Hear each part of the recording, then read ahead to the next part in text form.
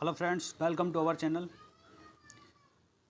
Friends, ये video Bihar police sub inspector history का set number 3 है। इससे पहले कि अगर आपने हमारे वीडियो नहीं देखे हैं तो प्ले स्टोर में जाकर जरूर देख लीजिएगा, और अगर आपने अभी तक चैनल को सब्सक्राइब नहीं किया हो तो चैनल को सब्सक्राइब जरूर कर लें फ्रेंड्स। और इस वीडियो को अपने फ्रेंडों के पास टेलीग्राम चैनल में, व्हाट्सएप, फेसबुक सारे ग्रुप में अपने फ्रेंडों के पास ज़्यादा से ज़्यादा शेयर कीजिएगा। स्टार्ट करते हैं फर्स्ट क्वेश्चंस।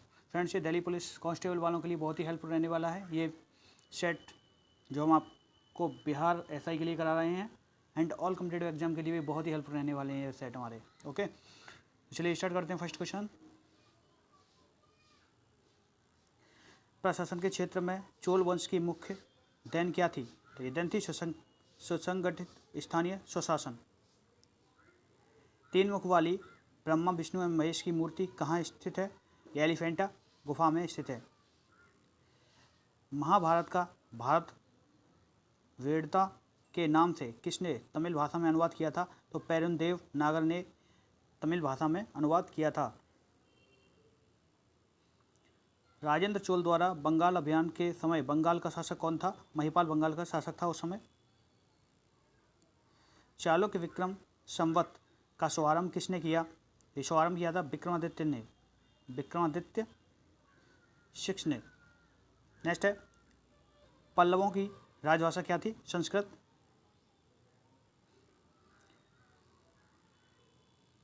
फ्रेंड्स, वीडियो को ज़्यादा से ज़्यादा शेयर कीजिएगा अपने फ्रेंडों के पास, जिससे कि जो भी आपके फ्रेंड्स ऑल कम्पिटेटिव एग्जाम की तैयारी कर रहे हैं गवर्नमेंट एग्जाम के लिए, तो उन्हें भी हेल्प मिल सके और उनकी भी हिस्ट्री थोड़ी स्ट्रॉन्ग हो सके। ओके, 12वीं सदी में राष्ट्रकूट वंश के 5 शिलालेख किस राज्य में मिले हैं? ये कर्नाटक से प्राप्त हुए थे। कौन से राजवंश के शासक अपने शासनकाल में उत्तराधिकारी नियुक्त कर देते थे? चोल वंश के शासक। दक्षिणी भारत का तक्कोलम का युद्ध किस किस के मध्य हुआ? चोल वंश और राष्ट्रकूट वंशों के मध्य हुआ था ये। द्रविड़ शैली के मंदिरों में गोपुरम का क्या अर्थ है? तो तीरण के ऊपर बने अलंकृत बहुमंजिला भवन, ये गोपुरम कहलाते थे। चोलों को राज्य कहाँ तक फैला हुआ था? कोरोमंडल तट व दक्कन के कुछ भाग तक।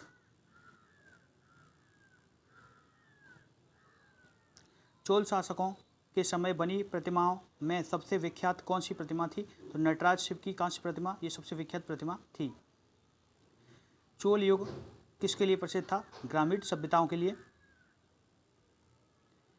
किस राजवंश का काल कन्नड़ साहित्य की उत्पत्ति का काल माना जाता है? तो राष्ट्रकूट वंश का काल कन्नड़ साहित्य का इतिहास, साहित्य की उत्पत्ति माना जाता है। होयसल स्मारक कहाँ है? तो मैसूर व बंगलुरु में होयसल स्मारक है। चोलों द्वारा किसके साथ घनिष्ठ राजनीतिक तथा वैवाहिक संबंध स्थापित किए गए थे? तो बेंगी के चालुक्य के साथ। चोल काल में निर्मित नटराज की कांस्य प्रतिमाओं में देवाकृति कैसी थी? चतुर्भुज, 4 भुजाओं वाली देवाकृति थी।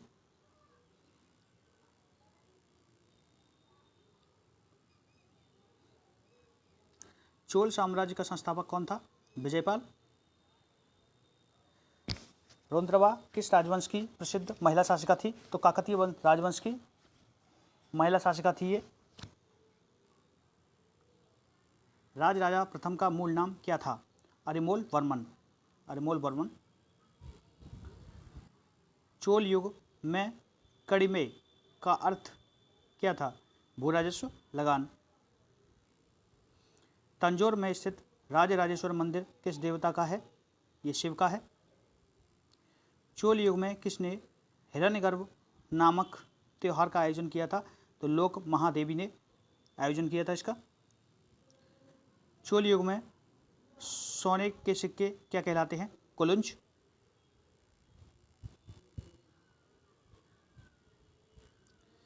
चोल युग में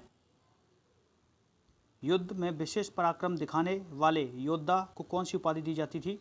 तो क्षत्रिय शिखमणि कहा जाता था इन्हें। पुलकेशिन द्वितीय किसके समकालीन थे? हर्षवर्धन के। नर्मदा नदी के तट पर हर्षवर्धन और पुलकेशिन द्वितीय में ही युद्ध हुआ था। कांची के कैलाश मंदिर का निर्माण किसने कराया? तो नरसिंह वर्मन द्वितीय ने। होयसल वंश का अंतिम शासक कौन था? बल्लाल थर्ड। चोल राजाओं ने किस धर्म को संरक्षण प्रदान किया? शैव धर्म को अपना संरक्षण प्रदान किया था चोल राजाओं ने। विचित्र चित्त की उपाधि किस पल्लव वंश के शासक ने धारण की थी? तो ये धारण की थी महेंद्र वर्मन ने।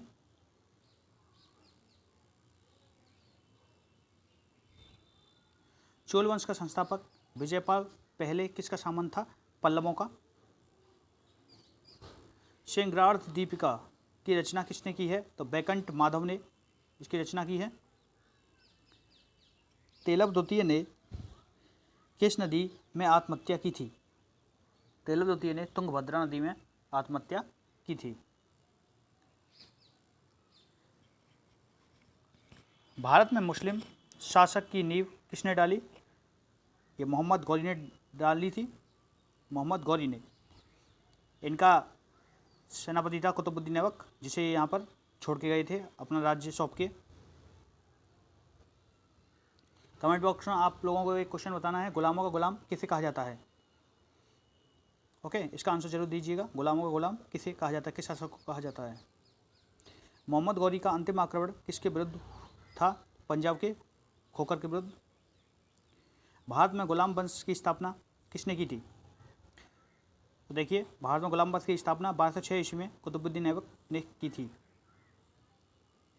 दिल्ली सल्तनत की दरबारी भाषा क्या थी? ये दरबारी भाषा थी फारसी। आगरा शहर का निर्माण किसने कराया? तो सिकंदर लोदी ने। किस सुल्तान की मृत्यु चौगान खिलते समय हुई थी? कुतुबुद्दीन ऐबक। कुव्वत उल इस्लाम मस्जिद का निर्माण किसने कराया? निर्माण कराया था कुतुबुद्दीन ऐबक ने। कुतुब मीनार कहाँ स्थित है? कुतुब मीनार दिल्ली में स्थित है। कुतुब मीनार का शुभारंभ किसने किया था? कुतुबुद्दीन ऐबक ने। कुतुब मीनार को पूरा किसने करवाया? ये पूरा करवाया था इल्तुतमिश ने। इल्तुतमिश की ही बेटी थी रजिया सुल्तान, जो कि दिल्ली की प्रथम महिला शासक बनी थी। रजिया सुल्तान किसकी बेटी थी? इल्तुतमिश की। किसके शासनकाल में सबसे अधिक मंगोल आक्रमण हुए थे? तो अलाउद्दीन खिलजी। सांकेतिक मुद्रा का चलन किसने किया? मोहम्मद बिन तुगलक ने। किस सुल्तान को इतिहासकारों ने विरोधों का मिश्रण कहा है? ये सुल्तान थे मोहम्मद बिन तुगलक।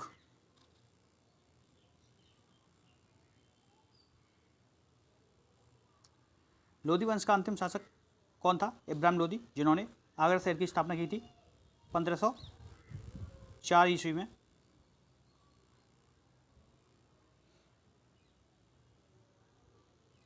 इनाम भूमि किसे दी जाती है? विद्वान एवं धार्मिक व्यक्ति को। दिल्ली की गद्दी पर बैठने वाली प्रथम महिला शासिका थी, जो मैंने आपको अभी बताया था, रजिया सुल्तान। ये इल्तुतमिश की बेटी थी। अल्तुनिया से इसका विवाह हुआ था। दिल्ली के किस सुल्तान ने दक्षिणी भारत को पराजित करने का प्रयास किया? अलाउद्दीन खिलजी। विदेशी यात्री इब्न बतूता कहाँ से आया था? ये आया था मोरक्को से। इब्न बतूता किसके शासनकाल में भारत आया था? मोहम्मद बिन तुगलक के शासनकाल में ये भारत आया था।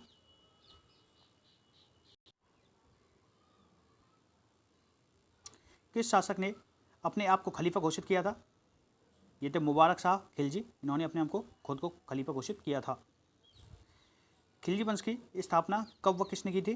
13 जून 1290 ईस्वी को जलालुद्दीन फिरोज खिलजी ने खिलजी वंश की स्थापना की थी। भारतीय इतिहास में बाजार मूल्य नियंत्रण पद्धति की शुरुआत किसके द्वारा की गई? अलाउद्दीन खिलजी। अल बरूनी का पूरा नाम क्या है? अबू रेहान मोहम्मद। 11वीं सदी के भारत का दर्पण किसे कहा जाता है? किताबुल हिंद को। दिल्ली सल्तनत के किस शासक ने स्थायी सेना बनाई? ये स्थायी सेना बनाई थी अलाउद्दीन खिलजी ने। घोड़े दागने की प्रथा भी अलाउद्दीन खिलजी के ही शासनकाल में शुरू की गई थी। गुल उखी के उपनाम से कौन शासक कविताएं लिखता था? सिकंदर लोदी।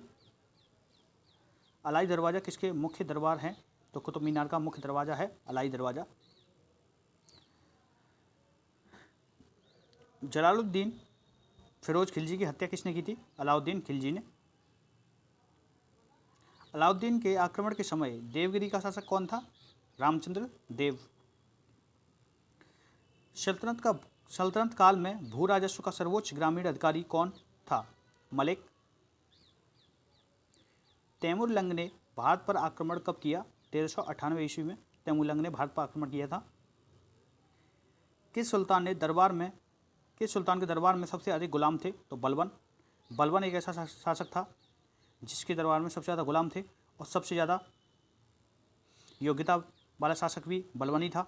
इसके शासनकाल में ऐसा कहा जाता है कि इसके शासनकाल में बिना वजह ये किसी को मुस्कुराने तक नहीं देता था, हंसने की तो आज्ञा बिल्कुल ही नहीं थी इसके राज दरबार में। ये इतना ही ऐसा खतरनाक शासक था। किस सुल्तान ने बेरोजगारी को रोजगार दिया? फिरोज तुगलक ने। फिरोज तुगलक के शासनकाल में नहरों का निर्माण सबसे ज़्यादा सर्वाधिक किया गया था। किस शासक को भारत के इतिहास में बुद्धिमान पागल बादशाह कहा जाता है? बुद्धिमान पागल बादशाह ये मोहम्मद बिन तुगलक को कहा जाता है, क्योंकि इन्होंने चमड़े के सिक्कों का प्रचलन जारी करवाया था, इसलिए इन्हें पागल सुल्तान कहा जाता है। कौन सा शासक अपनी दिल्ली से दौलताबाद ले गया? कौन सा शासक अपनी राजधानी को दिल्ली से दौलताबाद ले गया था? ये ले गए थे मोहम्मद बिन तुगलक पागल बादशाह। नेक्स्ट है, तुगलकनामा की रचना किसने की है? अमीर खुसरो ने। अमीर खुसरो कहाँ के रहने वाले थे? ये खड़ी बोली के सबसे ज़्यादा ज्ञाता थे। खड़ी बोली का प्रचलन इन्होंने स्टार्ट किया था, ऐसा कहा जाता है। और ये एटा, जो कि कासगंज के पास पड़ता है, एटा यहाँ के रहने वाले थे। नेक्स्ट है, अमीर खुसरो ने किस भाषा के विकास में अग्रणी भूमिका निभाई? ये खड़ी बोली में अग्रणी भूमिका निभाई थी। भारत में पोलो खेल का शुभारंभ किसके शासनकाल में हुआ था? तुर्कों के समय में। कौन सा शासक दान दक्षिणा में अधिक विश्वास रखता था तथा उसे दीवाने खैरात नामक विभाग की स्थापना की थी? फिरोज तुगलक।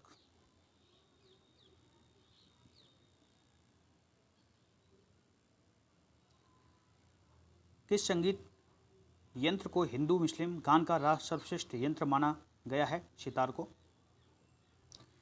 संगीत की हिंदुस्तानी शैली के जन्मदाता कौन है? अमीर खुसरो।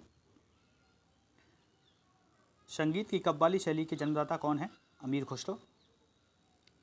अनुकूल परिस्थितियां होने पर भी गुलाम वंश के शासक अपने साम्राज्य का विस्तार क्यों नहीं कर पाए?